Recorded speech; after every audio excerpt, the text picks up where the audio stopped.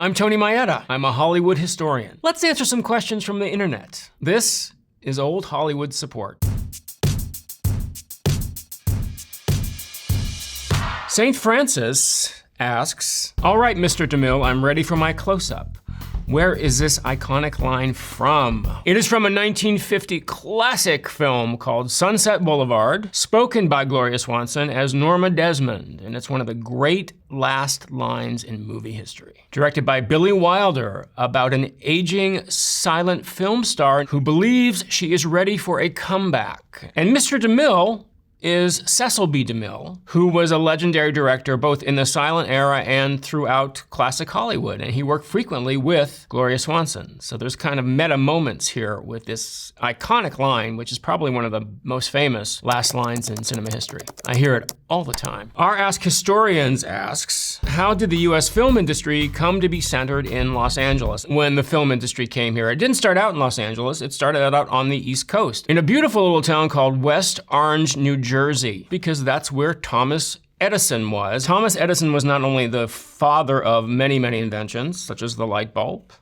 and the phonograph, he was also famously litigious, and he patented everything. Now, this wasn't a problem for the larger film companies in New York, such as Biograph. They created their own cameras and they didn't have any need for Edison. But for the smaller independents, they found that they had to pay Edison every time they wanted to use one of his cameras. Well, this could be quite expensive, and they tried to get around it, but Edison had what we'd like to think of as the patents men. They were basically henchmen. And they would find these independents and they would shoot up their cameras so they couldn't make the movie, or they would beat them up, or it was a real Wild West situation. The best thing to do was to get as far away from Edison as possible. So they went to the very edge of the United States, to California. But when they got to Southern California, they realized, wow, this is even better than East Orange, New Jersey. This is even better than Fort Lee, because we have about 260 days of sunshine, and within a day's travel, you have everything. You have the desert, you have the ocean, you have the mountains, you have the city. I mean, it was an incredible array of things at their disposal. So that's really why the film industry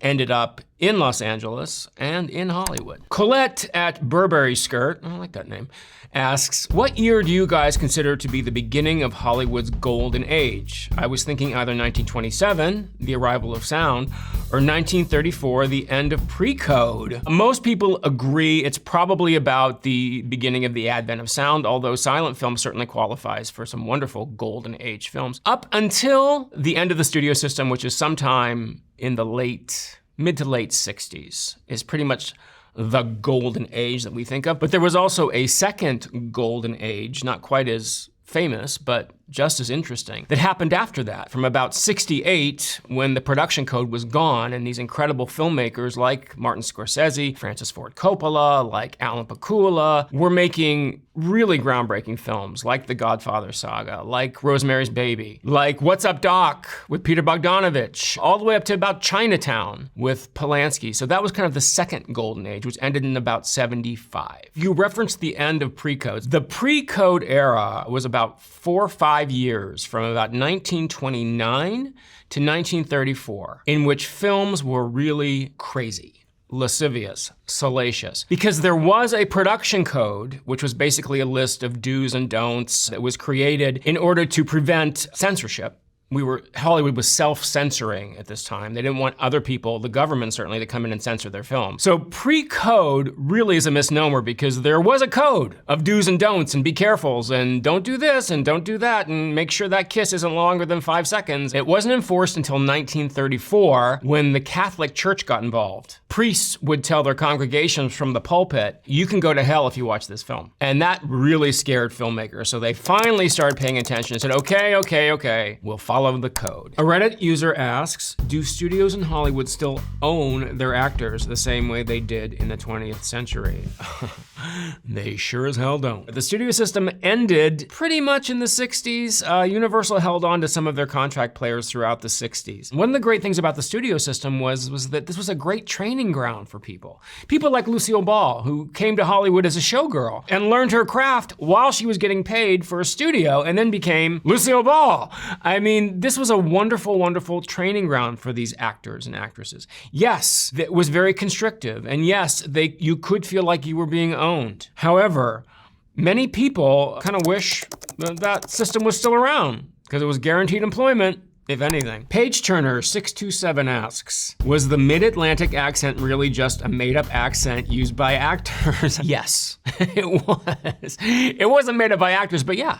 There's no such thing as a mid-Atlantic accent. There had to be a standardization of speech in order for people, the audiences, to understand actors. And remember, sound was brand new. Talkies were brand new, so they needed every break they could get. Mid-Atlantic really is a mixture of East Coast upper class dialects, Atlantic coast, that's where the Mid-Atlantic comes from, and stage talk, stage speech, if you will. It's kind of that blend. And that's why actors and actresses in films from the 30s and 40s and up until the 50s don't talk like anybody else. They don't talk like us. By the 50s, when films were becoming a little more real, there was a realism movement after the war, mostly from foreign films. You didn't see that as much. The mid-Atlantic accent kind of died away. At Big Thugga asks this, what is so legendary about Marilyn Monroe? Not even being funny.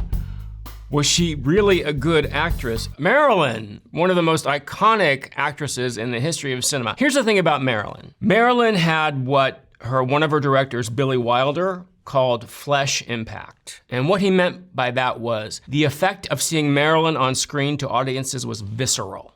You could feel her. She had that kind of force. And all you gotta do is watch some of her films, Gentlemen Prefer Blondes, How to Marry a Millionaire, you get that. Your eye goes immediately to her. You cannot look at anybody else when Marilyn Monroe's on screen. Marilyn was a natural comedian. Watch Gentlemen Prefer Blondes, watch How to Marry a Millionaire. She's very funny, but it's not overdone. She's very subtle. When she was the biggest star in the world, she stopped for a year and went to New York and joined the Actors Studio and took classes on how to become a really good actress from Lee Strasberg. Now, this is unheard of. She was already a huge star, but she stopped because she wanted to get better. And she did. Some of her later performances, particularly in The Prince and the Showgirl with Sir Laurence Olivier, who was no slouch, she pretty much wipes him off the screen. She was sublime. Unfortunately, she died at age 36, so we never really had the opportunity to find out what her later career would have been like, but I have no doubt that she would have been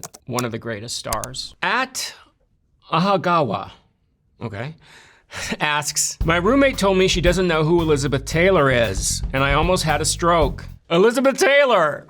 The biggest star of the 50s and 60s. I mean, Taylor and Burton, not ringing a bell for you? Okay, they call Elizabeth Taylor the last movie star because she was one of the last of the generation that was completely, totally raised at a studio. She began working in films as a very young child, all up until almost to her death. I mean, she was trained by the studio, mostly MGM. She was certainly one of the most beautiful women in the world. She famously had violet eyes. She and her husband, Richard Burton, who she married twice, were probably they weren't the first celebrity couple, but they were one of the biggest celebrity couples in the 60s. They met on the set of Cleopatra when she was married to someone else, and there was a scandal. The Vatican condemned her. She was a brilliant actress. She won 2 Academy Awards. Download Elizabeth Taylor, because you're going to be stunned at some of the things she does and how beautiful this woman really was. And what a great humanitarian she was. Elizabeth Taylor said the word AIDS before anybody else would because she had so many friends who were dying. So we owe a great debt to Elizabeth Taylor for that alone. Istobri asks, what caused the decline of the classic Hollywood musical film?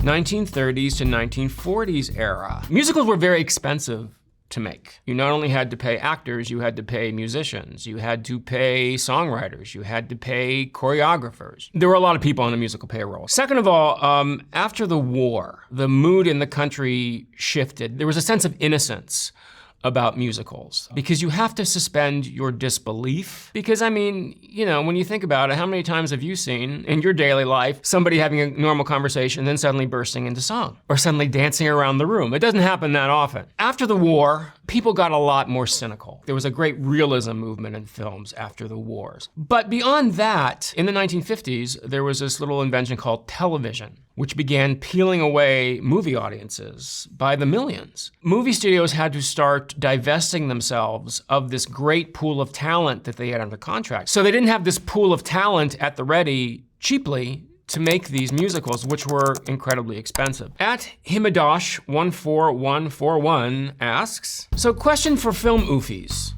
Why is Gone with the Wind still considered a classic despite everything? They're talking about the attitude of the filmmakers towards a very shameful time in our history, slavery, and the Civil War. Here's the thing about Gone with the Wind. It's an incredibly made film. It was a technical feat when it came out. It stunned everyone and blew everyone away by its scope, by its size, by its grandeur, by its subject matter. It is difficult for audiences to watch today, but it is still a huge achievement in filmmaking. You have to put yourself in the mindset, perhaps, of 1939, 1940, when these attitudes were much different than they are today, and then hopefully you can enjoy the film for what it is. Previous Stick asks, does anyone have any salacious, scandalous, shocking tea about old Hollywood stars? Let's see, Clark Gable was alleged to be a gay hustler in Los Angeles early in his career and actually hooked up with George Cukor, who later directed him for a time in Gone with the Wind. Oh, Loretta Young's great. So Loretta Young was a very, very famous actress in the golden age. And she was also very, very Catholic, okay? But she was on a film opposite Clark Gable, her co-star, and they had an affair. The film was called Call of the Wild. And at the end of the affair, Loretta Young became very, very pregnant. Well, what are you gonna do? Clark Gable was married. There was no possibility of getting married. So Loretta Young left Hollywood for a few months, had her baby, put the baby in an orphanage, came back to Hollywood, waited a few more months, and then adopted that baby, named her Judy, and raised her as her adopted child for the rest of her life. As Judy got older, she started to look more and more like Clark Gable and Loretta Young, to the point where she had the Gable ears that her mother had to have pinned back. So eventually, after hearing these rumors her entire life, Judy Lewis confronted her mother near the end of her mother's life and asked her if it was true. And finally, Loretta confessed, yes, it is true. You are a walking mortal sin, Loretta Young. Purple Leonora asks, when was the first Academy Awards ceremony held? The first Academy Awards were held in May of 1929, and they were held at the Hollywood Roosevelt Hotel. The tickets cost $5, and the ceremony was 15 minutes long. The Academy of Motion Picture Arts and Sciences developed this award as kind of like, oh, and let's give this award out every year. They really started to gain steam in the late 30s and into the 40s. Once television came in and they started to be televised in the 50s, they truly became the appointment television that we think of today. Why is this called an Oscar? It's one of these legends that no one's really sure what the real truth is. My favorite story, and the legend that I like the best, is that it was named by Bette Davis, because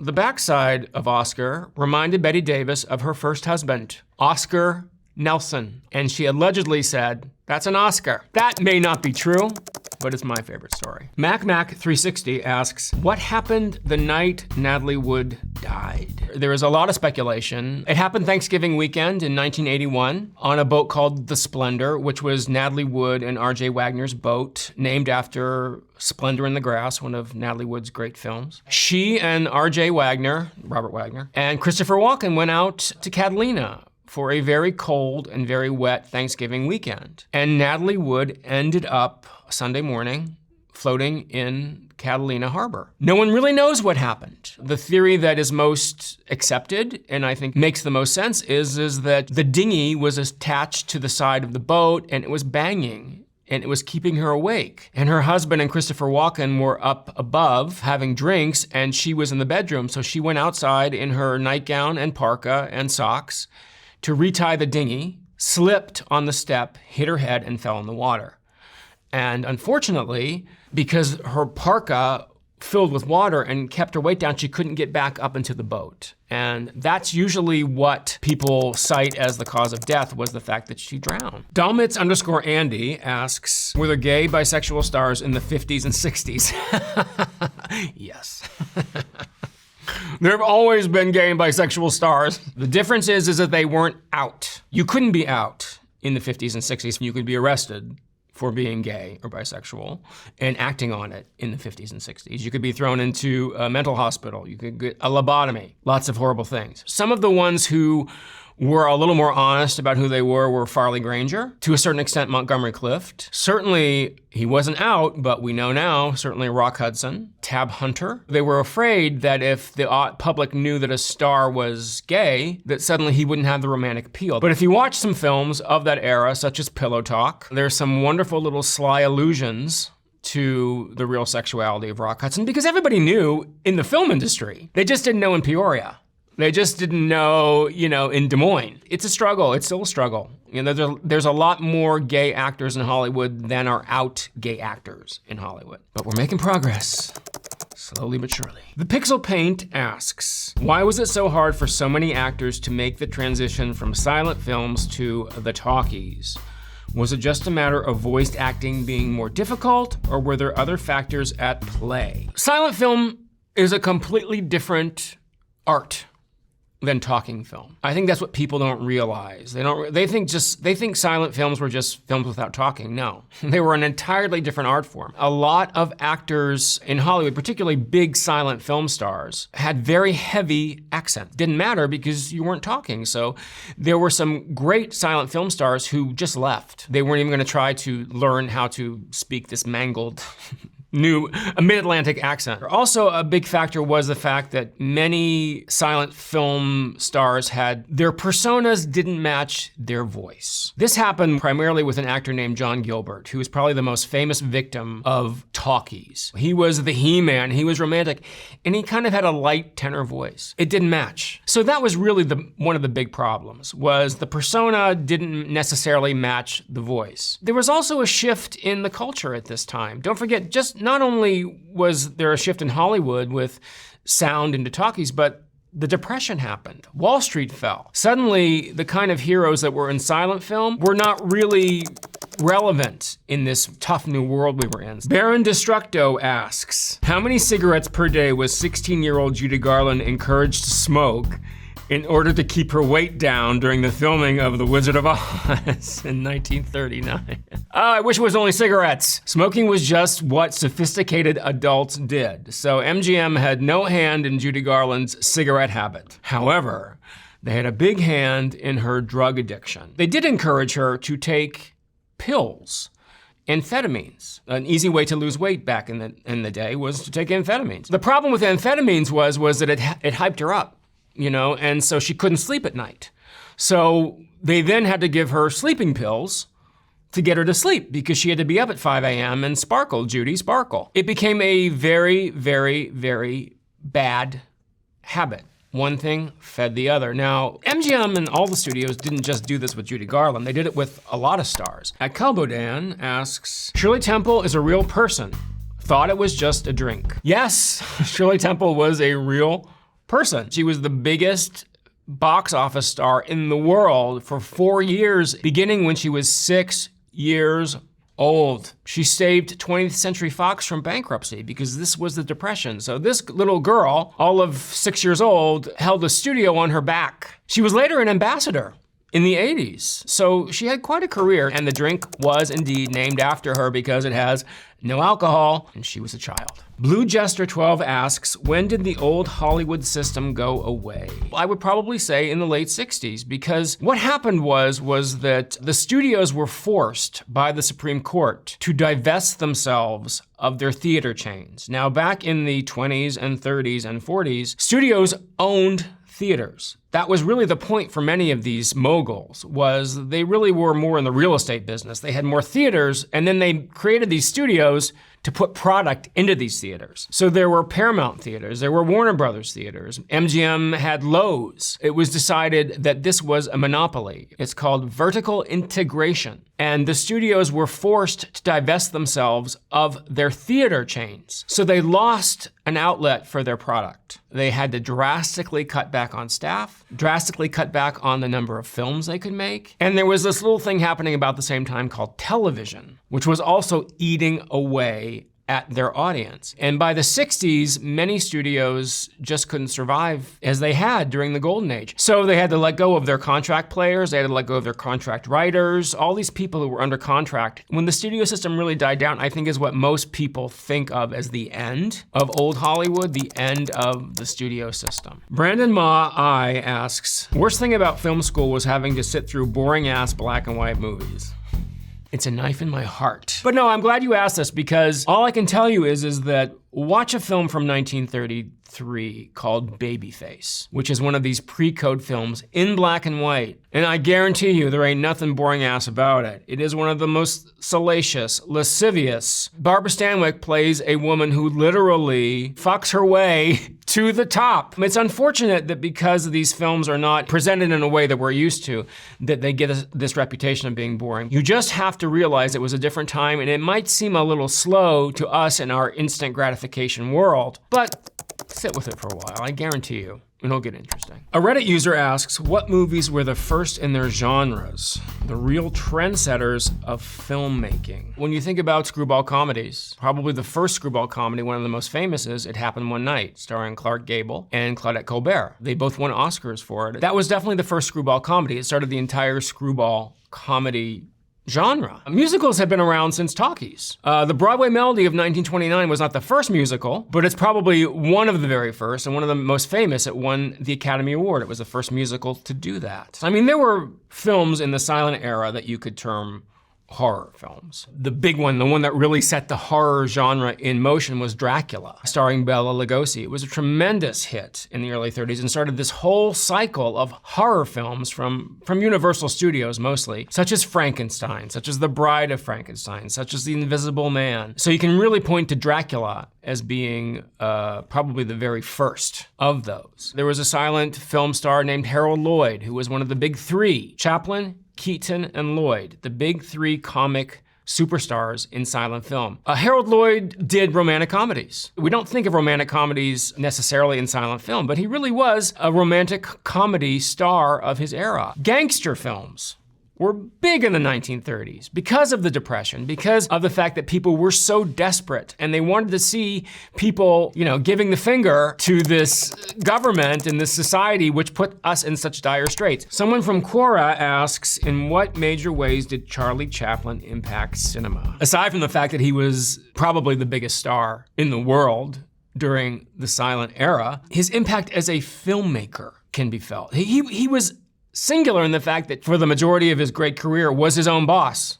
He had his own studio. He financed his own films. He wrote his own scripts. He cast his films. Charlie Chaplin was a force in Hollywood. He was a force in filmmaking. And Charlie Chaplin was also the last star to leave silent film and go into talkies. When you're talking about titans of film history, Charlie Chaplin is right up there at the top. One of the amazing things about Chaplin too, if you ever watch a Chaplin film, is Chaplin had such incredible control over his body. He was such an athlete. He did his own stunts. So did Douglas Fairbanks. These people did their own stunts. There was no CGI. There was no manipulation of the camera. What you see up there, he actually did. Same thing with Buster Keaton, another great athlete, silent comic, one of the big three. These people all did their own stunts. Many of them directed their own films, wrote their own films. They were true auteurs before the word auteur ever came to existence. At Radseed asks, did silent film stars really bother learning their lines? There weren't scripts in silent films, there were scenarios. And very frequently, especially when you're talking about some of the greats like Chaplin and like Harold Lloyd and Buster Keaton, they created as they went along. So when you see a silent film and you see actors mouthing words, yes, they're kind of getting the general idea of what the scene is trying to convey, but it's not like they had to memorize lines. There's a very famous story about a silent film star who would actually curse while they were filming because he didn't think anybody would notice. Well, there happened to be lip readers in the audience who could see exactly what he was saying. You'll see a stray son of a bitch, or you'll see a stray, what the hell are you doing here? At Ori111 asks, why everyone's so obsessed with Citizen Kane? Why not Citizen Ori? Citizen Kane is kind of universally accepted as the greatest film of all time. It's kind of a David and Goliath situation between Orson Welles and William Randolph Hearst. Citizen Kane is remarkable for many reasons. The technology in particular. The cinematographer Greg Toland created something called deep focus, which had never been done before. And basically what that means is the foreground, the middle ground, and the background are all in sharp focus. You know, the fact that the moguls got together on the behest of William Randolph Hearst and tried to stop the film, tried to squash it. And so there's a real rebellious spirit behind Citizen Kane, which I think people admire. I think people certainly admire the genius that was Orson Welles. This film, though it's heralded as a great achievement, was not a big hit when it was released because it rarely played anywhere because there were so many people against it. So it's certainly grown in stature, and as I said, many people consider it the greatest film of all time. Those are all the questions. Thanks for watching Old Hollywood Support.